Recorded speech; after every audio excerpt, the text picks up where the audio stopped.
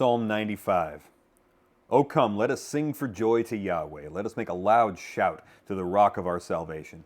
Let us come before his presence with thanksgiving. Let us make a loud shout to him with songs of praise. For Yahweh is a great God and a great king above all gods, in whose hand are the depths of the earth. The peaks of the mountains are his also. The sea is his, for it was he who formed it, and his hand formed the dry land. Come, let us worship and bow down. Let us kneel before Yahweh our Maker, for he is our God, and we are the people of his pasture and the sheep of his hand. Today, if you hear his voice, do not harden your hearts, as at Meribah, as in the day of Massah in the wilderness, when your fathers tried me. They tested me, though they had seen my work. For 40 years I loathed that generation, and said that they are a people who wander in their heart, and they do not know my ways. Therefore I swore in my anger, they shall never enter into my rest. Well, guys, there's two ways to approach this thing. Either we worship God with great joy and exultation, and we give him everything that there is to give, and we do so sacrificially and gladly, or we perish because we rebel. Now, a lot of times we don't feel these two extremes in our heart. We feel like, like when we're unbelievers, when we're rebellious, we don't feel like we're actively hostile against God. We may feel like we're neutral or we're just ignoring him or whatever, but he only lays out two different approaches here. Either it's great joy or it's great obstinance.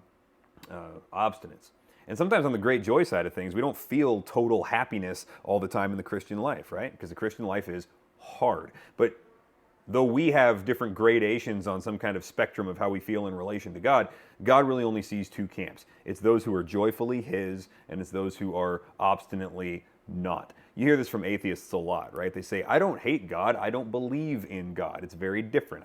I invalidate his existence. I don't feel any hatred towards him one way or the other because I don't think there's anybody there to hate. God simply disagrees, right? He says, you've seen the works of God, right? Even like the wilderness generation, they saw my works. Romans chapter 1 says, the attributes of God are clearly seen in what has been made. You've seen my works, right? So if you reject these things, it's a knowing, it's an informed rejection on some level. And the greater the level of information you have, the greater the rejection, which yields the greater judgment. So, with that then, he references Exodus 17 where the wilderness generation says, yeah, I saw the whole Red Sea thing, and I still want some food other than manna, other than bread, right? That's a rejection of the grace of God. What have you done for me lately? Okay, yeah, you delivered us, but that was 10 years ago. How about you get me some air conditioning now? I'm still wandering around the desert, right? He says, no, that's a rejection of my grace. That's presuming upon the kindness of God. So behold the kindness and the severity of God. But look at the alternative here, man. Look at how you get to live and approach God when you're one of his children. Look at this. Look at the overwhelming joy that comes from the heart of somebody, which again doesn't mean that every minute is happy in the Christian life. It just means that like underneath all of that, whatever your day-to-day experience is, underneath that, there's this. Oh, come, let us sing for joy to Yahweh. Let us make a loud shout to the rock of our salvation. Let us come before his presence with thanksgiving. That's a cool one, because that means that no matter what's going on and no matter what you're struggling through, suffering and all of that, that means that you can still enter his presence. Why? Because the way that you enter his presence is with thanksgiving. And that thanksgiving leads to joy, which means we can rejoice even in our sorrow. We can rejoice, like Paul says, many times, Philippians and Colossians and 2 Corinthians 12 and so on. We can rejoice even in our sufferings. Why? Because there's always something to be thankful for.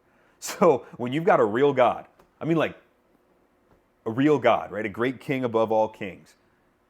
You can always rejoice even when you are sorrowful. You can be sorrowful yet always rejoicing. This is a great way this is a great system he has set up. In a relationship with him, we get an underlying joy, whether we have emotional happiness at the moment or not. Happiness will come and go, sadness will come and go, but that joy is that unshakable knowledge underneath all of that God is God, and Christ is still on the throne, the tomb is still empty, it is still finished, things have been done that cannot be undone, and things are true that cannot be invalidated. And so, we get to approach him with thanksgiving and great joy. And we don't have to be cast away like the wilderness generation, which is pretty great that he gave humanity a second chance after that. He almost didn't. You remember that? They melted down all their gold in the desert. They made a golden calf, and they said, "Behold, this is Yahweh." And God was like, "Hey, Moses, I'm going to kill him. I'm going to kill him. I've had it. I'm going to kill him." And Moses interceded, as Christ does for us,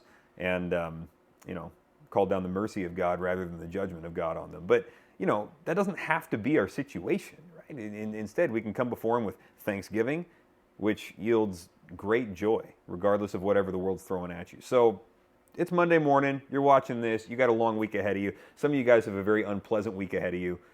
Start with thankfulness, right? And that brings you to stand in his presence blameless and with great joy. Have fun.